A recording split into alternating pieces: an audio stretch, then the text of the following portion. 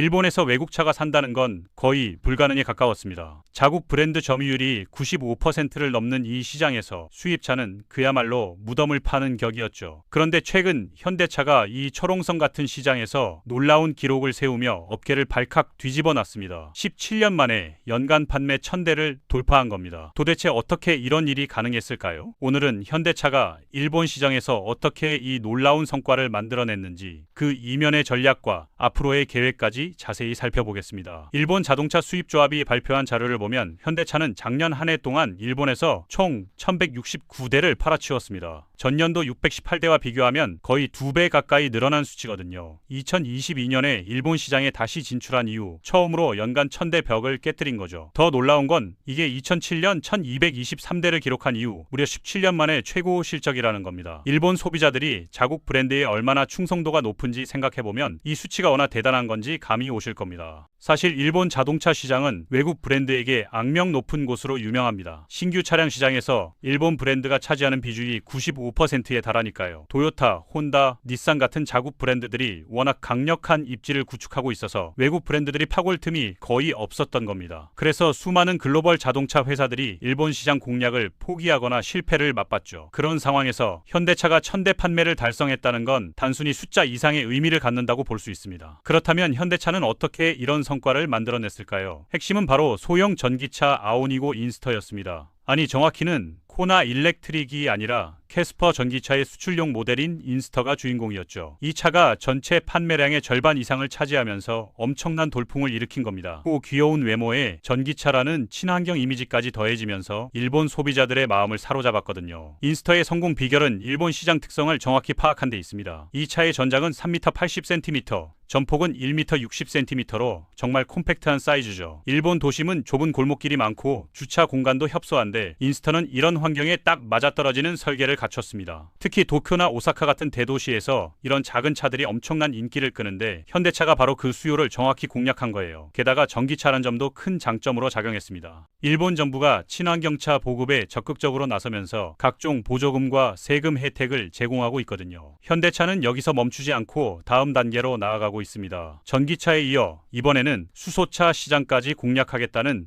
야심찬 계획을 발표했죠. 올해 상반기에 일본 시장에 신형 수소 전기차 넥소를 정식으로 출시할 예정입니다. 정확히는 더 올유 넥소라는 이름으로 나오는데 이 차는 5분 안에 수소 충전을 마치고 최대 720km를 주행할 수 있는 뛰어난 성능을 자랑합니다. 제로 에미션, 그러니까 배출가스가 전혀 없는 친환경 기술을 앞세워 일본의 환경의식이 높은 소비자들을 겨냥하는 거죠. 수소차 시장은 사실 아직 초기 단계지만 일본 정부가 수소 경제 육성에 엄청난 공을 들이고 있습니다. 수소 충전소 인프라 구축에도 적극적으로 투자하고 있어서 앞으로 성장 가능성이 큰 시장이거든요. 현대차는 이미 수소차 기술에서 세계 최고 수준의 경쟁력을 보유하고 있기 때문에 일본 시장에서도 충분히 승부를 걸어볼 만하다고 판단한 것 같습니다. 흥미로운 건 현대차가 경쟁사인 도요타와의 협력 강화에도 적극적으로 나서고 있다는 점입니다. 최근 정의선 현대차 그룹 회장과 도요타 아키오 회장이 도쿄 오토살롱 2026에서 만나 의미 있는 대화를 나눴죠. 두 회장은 경쟁하면서도 함께 발전하자는 뜻을 모았다고 합니다. 자동차 산업이 전기차와 수소차로 빠르게 정환되는 상황에서 양사가 기술 협력이나 표준 개발 같은 부분에서 손잡을 여지가 있다는 거예요. 물론 구체적인 협력 내용은 아직 공개되지 않았지만 업계에서는 이런 움직임 자체가 상당히 이례적이라고 평가하고 있습니다. 현대차는 판매망 확대와 고객 접점 강화에도 공을 들이고 있습니다. 드라이빙 스페이스라고 불리는 체험형 매장을 일본 전역에 18곳이나 운영하면서 소비자들이 직접 차를 시승해 볼 기회를 대폭 늘렸죠. 일본 소비자들은 차를 살 때 굉장히 신중한 편이라서 직접 타보고 느껴보는 게 정말 중요하거든요. 현대차는 이런 일본 소비자들의 성향을 정확히 파악하고 체험 중심의 마케팅 전략을 펼치고 있는 겁니다. 여기에 더해 일본 최초의 공식 팬 커뮤니티인 현대 오토클럽 재팬도 출범시켰습니다. 이미 현대차를 구매한 고객들이나 브랜드에 관심 있는 사람들이 모여서 정보를 공유하고 친목을 다질 수 있는 공간을 마련한 거죠. 이런 팬덤 문화는 브랜드 충성도를 높이고 입소문 마케팅 효과도 기대할 수 있어서 장기적으로 큰 자산이 될 겁니다. 업계 전문가들은 현대차의 판매 상승 배경에 중국과 일본 간의 정치적 갈등도 한몫했다고 분석합니다. 최근 센카쿠 열도 문제를 비롯한 여러 이슈로 일본 내 반중 정서가 확산되면서 중국 브랜드 자동차에 대한 거부감이 커졌거든요. BYD 같은 중국 전기차 브랜드들이 일본 시장 진출을 시도했지만 생각보다 고전하고 있는 상황입니다. 이런 틈새를 현대차가 파고든 거죠. 실제로 중국 브랜드들의 판매가 주춤한 사이 현대차의 전기차 판매는 작년 한 해 동안 무려 189%나 급증했습니다. 거의 3배 가까이 늘어난 셈이죠. 일본 소비자들 입장에서는 중국 브랜드보다는 한국 브랜드에 대한 거부감이 덜하고 기술력이나 품질 면에서도 신뢰할 만하다고 판단한 것 같습니다. 게다가 한류 문화의 영향으로 한국 제품에 대한 이미지가 예전보다 훨씬 좋아진 것도 긍정적으로 작용했다고 볼 수 있어요. 현대차의 일본 시장 공략 전략을 종합해보면 몇 가지 핵심 포인트가 눈에 띕니다. 첫째는 시장 특성에 맞는 제품 투입이죠. 인스터 같은 소형 전기차로 일본 도심 환경에 최적화된 모델을 내놓은 게 주요했습니다. 둘째는 친환경 트렌드를 정확히 읽고 전기차와 수소차로 포트폴리오를 구성한 것이고요. 셋째는 체험형 마케팅과 커뮤니티 구축을 통해 고객과의 접점을 강화한 점입니다. 물론 아직 갈 길은 멉니다. 연간 1000대 판매는 분명 의미 있는 성과지만 일본 전체 자동차 시장 규모를 생각하면 여전히 미미한 수준이거든요. 일본에서는 매년 수백만 대의 차가 팔리는데 그중 1000대는 정말 작은 숫자죠. 하지만 시작이 반이라는 말처럼 이번 성과가 앞으로 더 큰 도약의 발판이 될 수 있을 겁니다. 현대차가 앞으로 더 성장하려면 몇 가지 과제를 해결해야 합니다. 우선 서비스 네트워크를 더 확충해야 하죠. 일본 소비자들은 애프터 서비스를 굉장히 중요하게 생각하는데 아직 현대차의 서비스 센터나 부품 공급망이 충분하지 않습니다. 이 부분을 보강하지 않으면 고객 만족도를 높이기 어렵겠죠. 둘째로는 브랜드 인지도를 더 끌어올려야 합니다. 아직도 많은 일본 소비자들이 현대차에 대해 잘 모르거나 선입견을 갖고 있거든요. 꾸준한 마케팅과 긍정적인 입소문을 통해 브랜드 이미지를 개선해 나가는 게 중요합니다. 특히 품질과 기술력 면에서 일본 브랜드에 뒤지지 않는다는 점을 적극적으로 알려야 해요. 셋째는 가격 경쟁력입니다. 일본 시장에서 수입차는 관세와 유통 비용 때문에 가격이 높아질 수밖에 없는데 현대차가 합리적인 가격대를 유지하면서도 수익성을 확보하는 게 쉽지 않은 과제죠. 현지 생산도 검토해 볼 만한데 이건 투자 규모가 워낙 크기 때문에 신중한 판단이 필요합니다. 일본 자동차 시장의 미래 전망도 현대차에게는 중요한 변수입니다. 일본은 고령화가 빠르게 진행되면서 전체 자동차 수요가 감소하는 추세거든요. 젊은 세대는 차를 소유하기보다 카시어링이나 대중교통을 선호하는 경향이 강하고요. 이런 시장 환경 변화에 어떻게 대응하느냐가 장기적인 성공을 좌우할 겁니다. 하지만 동시에 기회도 있습니다. 전기차와 수소차로의 전환이 가속화되면서 기존 일본 브랜드들도 새로운 기술 개발에 어려움을 겪고 있거든요. 현대차는 이미 전기차와 수소차 기술에서 상당한 경쟁력을 확보했기 때문에 이 시장 전환기를 잘 활용하면 점유율을 더 높일 수 있을 겁니다.